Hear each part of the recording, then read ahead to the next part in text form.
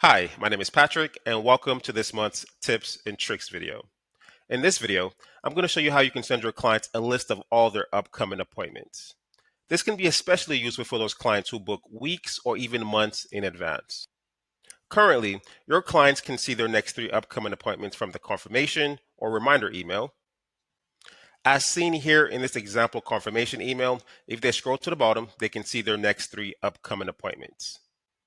However, there are some clients who may prefer just one document showing all their upcoming appointments. So let's get started. To begin, click the Clients menu, search for the client's name, and in the top right corner, click Print Client File. Next, you can uncheck contact information and all the forms, and we're only going to select the appointment list. You can also use the date range filter to specify the dates, the service, the practitioner, as well as the status of the appointment. And for this example, we're only going to use upcoming appointments. Next, click Print.